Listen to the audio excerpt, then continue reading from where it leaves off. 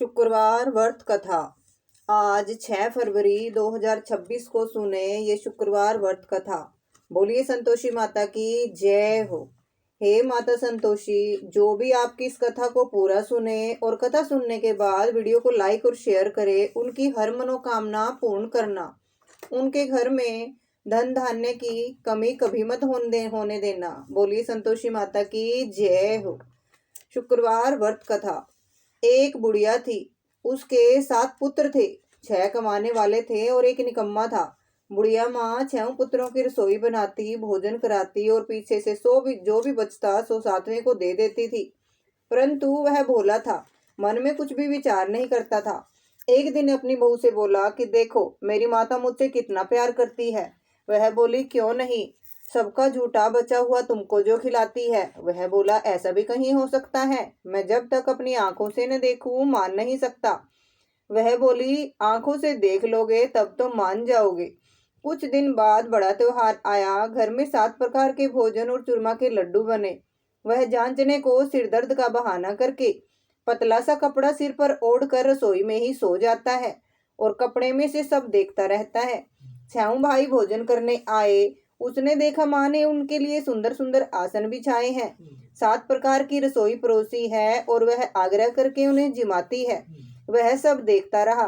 6 भाई भोजन करके उठे, तब झूठी थालियों में से लड्डुओं के टुकड़े को उठाकर एक लड्डू बनाया और झूठन साफ करके माँ ने उसे भी पुकारा। 6 भाई भोजन कर गए, अब तू ही बाकी है, उठने कब खाएगा।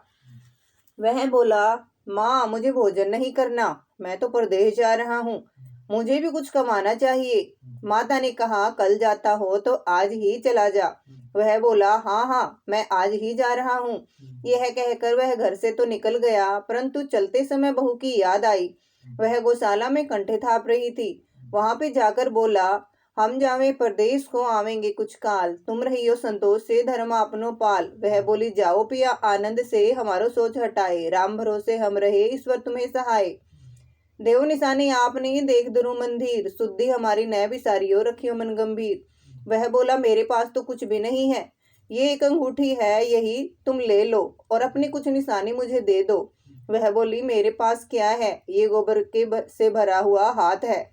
यह कहकर उसकी पीठ पे गोबर के हाथ की थाप मार देती है और वह चल दिया। चलते चलते दूर देश में पहुंचा। वहां एक साहूकार की दुकान थी। वहीं पर जाकर कहने लगा भाई मुझे भी नौकरी पर रख लो। साहूकार को जरूरत थी, बोला रह जा। लड़के ने पूछा कि तनख्वाह क्या दोगे। साहूकार ने कहा काम देखकर दाम मिलेंगे। वह साहूकार की नौकरी मिलते ही सवेरे 7 बजे से रात तक नौकरी करने लगा। कुछ दिनों में साहूकार का सारा लेन देन हिसाब किताब, ग्राहकों को माल बेचना, सारा काम करने लगा। साहूकार के 7-8 नौकर थे। सब चक्कर खाने लगे कि ये तो बहुत होशियार बन गया। सेठ ने भी काम देखा और 3 महीने में उसे आधे मुनाफे का साझेदार बना लिया और 12 वर्ष में वो नामी सेठ बन गया। मालिक सारा कारोबार उसके ऊपर छोड़कर बाहर चला गया। अब बहू पर क्या बीतती है सुनो। सास ससुर उसे दुख देने लगे। सारी गृहस्थी का काम करा के उसे लकड़ी लेने के लिए जंगल में भेज देते थे और घर की रोटियों के आटे से जो भी भूसी निकलती उसकी रोटी बनाकर देते और फूटे नारियल की नरेली में पानी देते। इस तरह दिन बीतते रहे। एक दिन वह लकड़ी लेने जा रही थी कि रास्ते में बहुत सी स्त्रियां संतोषी माता का व्रत करती दिखाई दी। वह वहां खड़ी होकर कथा सुनती है और कथा सुनने के बाद बोली बहनों तुम किस देवता का व्रत करती हो, इसके करने से क्या फल मिलता है, इस व्रत के करने की क्या विधि है। यदि तुम अपने इस व्रत का विधान मुझे समझाकर कहोगी तो मैं तुम्हारा बड़ा एहसान मानूंगी। तब उनमें से एक स्त्री बोली सुनो संतोषी माता का व्रत है, इसके करने से निर्धनता दरिद्रता का नाश होता है, लक्ष्मी आती है, मन की चिंताएं दूर होती है, घर में सुख होने से मन को प्रसन्नता और शांति मिलती है, निपुत्र को पुत्र मिलता है, कुंवारी कन्या को मनपसंद वर मिलता है और पति बाहर गया हो तो जल्दी आ जाता है। व्रत के दिन घर में कोई खिटाई न खावे और कार्य सिद्ध हो जाने पर माता के व्रत का उद्यापन करना चाहिए। यह सुनकर बहू चल दी। रास्ते में लकड़ी के बोझ को बेच दिया और उन पैसों से गुड़ चना ले माता के व्रत की तैयारी कर आगे चली। सामने मंदिर देखकर पूछने लगी ये मंदिर किसका है। सब बच्चे कहने लगे संतोषी माता का मंदिर है। यह सुन माता के मंदिर में जब माता के चरणों में लौटने लगी, दीन हो विनती करने लगी, माँ मैं निप्ट मूर्ख हूँ, व्रत के नियम तो कुछ भी नहीं जानती, मैं बहुत दुखी हूँ। हे माता जगत जननी मेरा दुख दूर कर, मैं तेरी शरण में हूँ। माता को दया आई। एक शुक्रवार बीता कि दूसरे शुक्रवार को ही इसके पति का पत्र आया और तीसरे को उसका भेजा हुआ पैसा भी आ पहुंचा। यह देख जेठानी मुंह सिकोड़ने लगी, इतने दिनों में इतना पैसा आया, इसमें क्या बड़ाई है। लड़के ताने देने लगे कि काकी के पास अब पत्र आने लगे, रुपया आने लगा, अब तो काकी की खातिर बढ़ेगी, अब तो काकी बुलाने से भी नहीं बोलेगी। बेचारी सरलता से कहती, भैया पत्र आवे रुपया आवे तो हम सबके लिए ही अच्छा है। ऐसा कहकर आंखों में आंसू भरकर संतोषी माता के मंदिर में आ मातेश्वरी के चरणों में गिरकर रोने लगी। माँ मैंने तुमसे पैसा नहीं मांगा, मुझे पैसे से क्या काम है माँ, मुझे तो अपने सुहाग से काम है, मैं तो अपने स्वामी के दर्शन और सेवा मांगती हूँ। तब माता ने खुश होकर कहा, जा बेटी तेरा स्वामी जरूर आएगा। यह सुन खुशी से बावली हो घर जाकर के फिर से काम करने लगी। अब संतोषी माँ विचार करने लगी कि इस भोली सी पुत्री से मैंने कह तो दिया कि तेरा पति आवेगा, पर आवेगा कहाँ से, वह तो इसे स्वप्न में भी याद नहीं करता, उसे याद दिलाने के लिए मुझे जाना पड़ेगा। इस तरह माता बुढ़िया के बेटे के स्वप्न में जा प्रकट हो कहने लगी, साहूकार के बेटे सोता है या जागता है। वह बोला, माता सोता भी नहीं हूँ जागता भी नहीं हूँ, बीच में ही हूँ, कहो क्या आज्ञा है। माँ कहने लगी, तेरा घर बार कुछ है या नहीं। वह बोला, मेरा सब कुछ है, माँ बाप भाई बहन व बहू, क्या कमी है। माँ बोली, भोले पुत्र तेरी स्त्री घोर कष्ट उठा रही है, तेरे माँ बाप उसे दुख दे रहे हैं, वह तेरे लिए तरस रही है, तू उसकी सुधि ले। वह बोला, माता ये तो मुझे मालूम है, परंतु जाऊं कैसे, प्रदेश की बात है, लेन देन का कोई हिसाब किताब नहीं, जाने का कोई भी रास्ता नजर नहीं आता, माँ कैसे चला जाऊं। माँ कहने लगी, मेरी बात मान, सवेरे नहा धोकर माता का नाम ले, घी का दीपक जला दंडवत कर दुकान पर जा बैठना, देखते देखते तेरा लेन देन सब चुक जाएगा, माल बिक जाएगा, सांझ होते होते धन का ढेर लग जाएगा। तब सवेरे बहुत जल्दी उठ। उसने लोगों से अपने सपने की बात बताई तो वे सब उसकी बात को अनसुनी करके दिल लगी उड़ाने लगे कि कहीं सपने भी सच होते हैं। एक बूढ़ा बोला, देख भाई मेरी बात मान कर, इस तरह सच झूठ कहने के बदले देवता ने जैसा भी कहा है तू वैसा ही कर, तेरा इसमें क्या जाता है। अब बूढ़े की बात मान, नहा धोकर संतोषी माता को दंडवत कर घी का दीपक जला दुकान पर जा बैठा।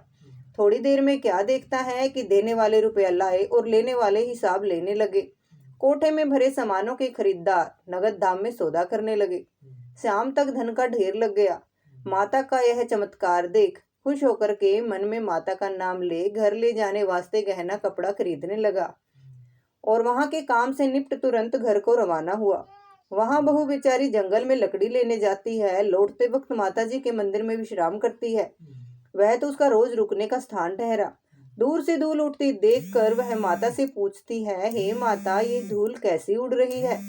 माँ कहती है, बेटी तेरा पति आ रहा है, अब तू ऐसा कर, लकड़ियों के 3 बोझ बना ला, एक नदी के किनारे, दूसरा मेरे मंदिर के और तीसरा अपने सिर पर रखना।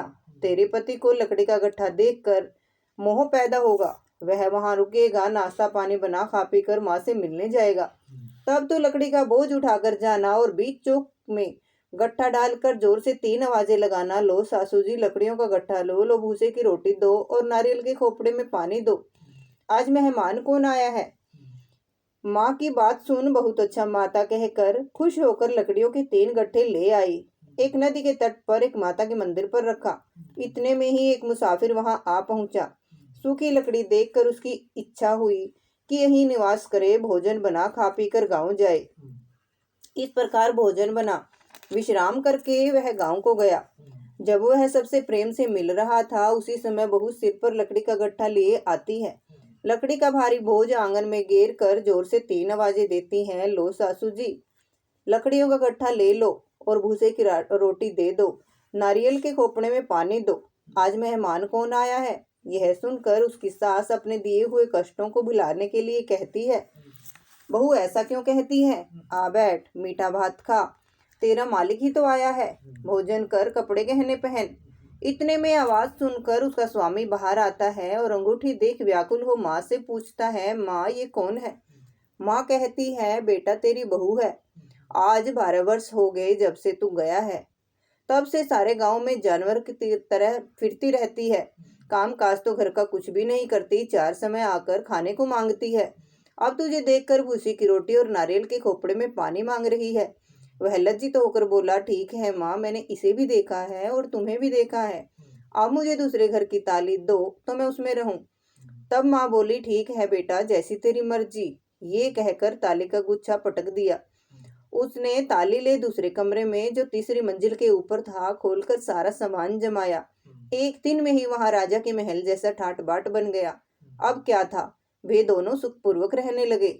इतने में अगला शुक्रवार आया। बहू ने अपने पति से कहा, मुझको माता का उद्यापन करना है। और पति ने कहा, करो। वो उद्यापन की तैयारी करने लगी और जेठ के लड़कों को भोजन के लिए कहने गई। उन्होंने मंजूर तो किया, परंतु पीछे से जेठानी अपने बच्चों को सिखाती है, देखो रे, भोजन के समय सब लोग खटाई मांगना, जिससे उसका उद्यापन पूरा ही ना हो। लड़के जीवने आए, खीर तो पेट भर के खाई, लेकिन याद आते ही कहने लगे, हमें कुछ खटाई खाने को दो, खीर खाना हमें नहीं भाता, देखकर अरुचि होती है। बहू कहने लगी, खटाई किसी को नहीं दी जाएगी, यह तो संतोषी माता का प्रसाद है। लड़के उठ खड़े हुए, बोले, पैसे लाओ। भोली बहू कुछ जानती नहीं थी, सो उन्हें पैसे दे दिए। लड़के उसी समय उठ इमली लाकर खाने लगे। ये देखकर बहू पर माताजी ने कोप किया। राजा के दूत उसके पति को पकड़कर ले गए।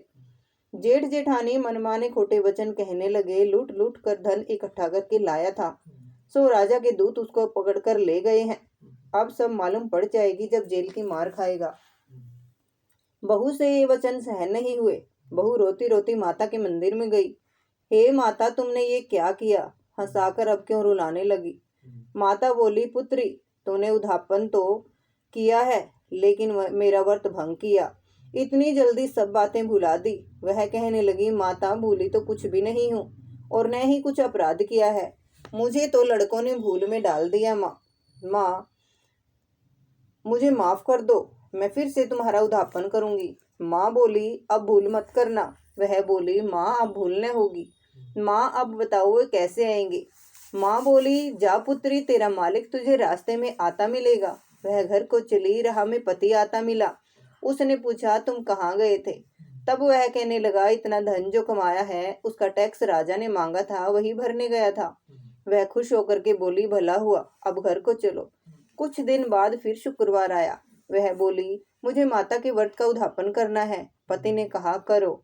वह फिर से उद्यापन की तैयारी करने लगी और जेठ के लड़कों को भोजन के लिए कहने गई।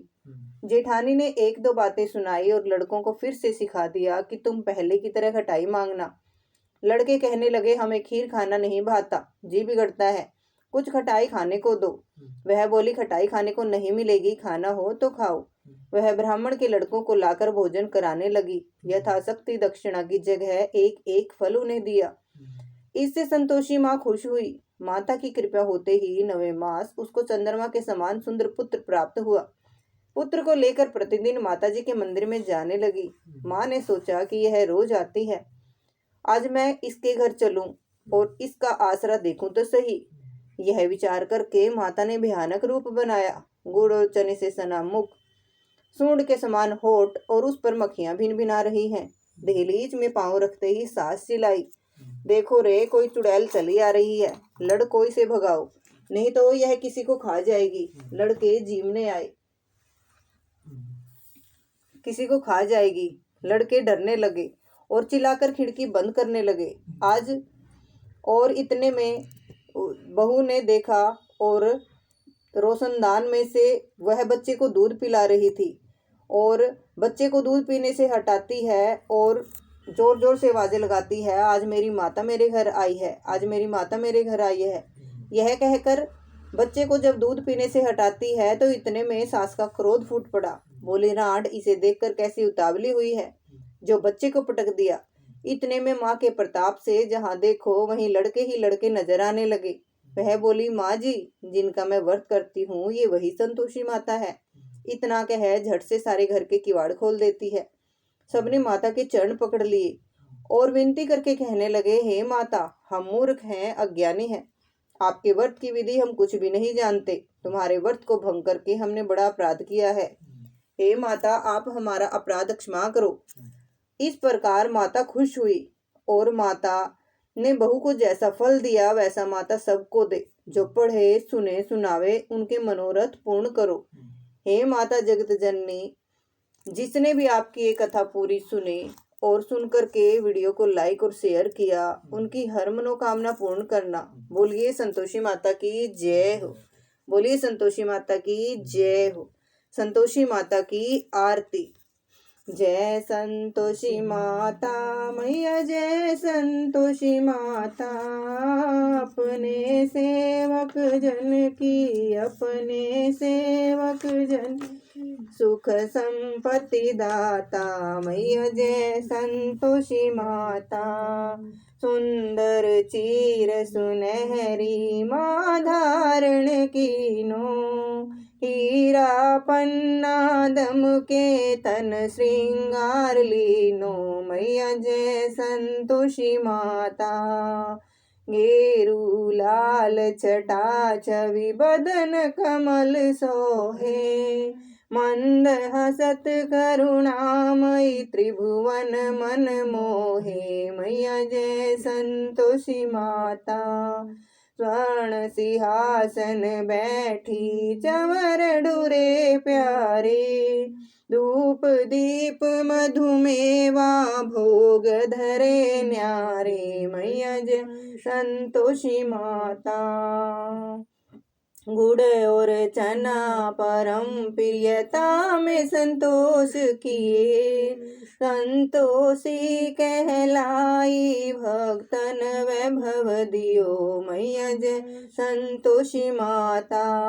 शुक्रवार प्रिय मानत आज दिवस सोही, भक्त मंडली छाई कथा सुनत मोही मैया, जय संतोषी माता।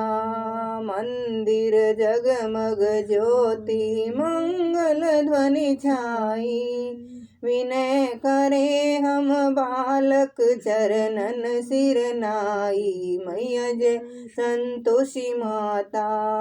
भक्ति भाव में पूजा अंगीकृत कीजे, जो मन बसे हमारे इच्छा फल दीजे मैया, जय संतोषी माता।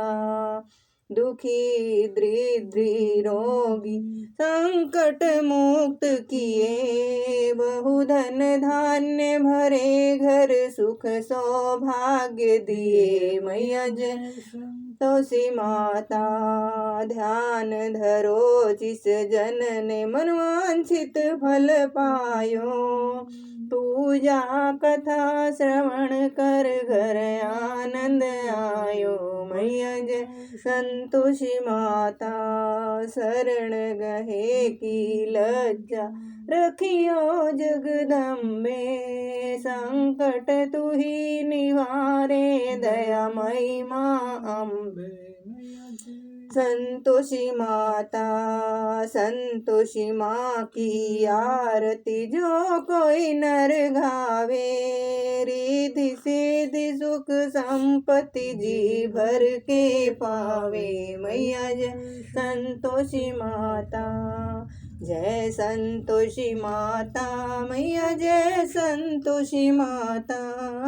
अपने सेवक जन की सुख संपत्ति दाता मैया, जय संतोषी माता। बोलिए संतोषी माता की जय हो। हे माता जगत जननी, हमारा भी उद्धार कर माँ, सबका उद्धार कर, सबके सिर पे हाथ रख माँ, सबके सिर पे हाथ रख।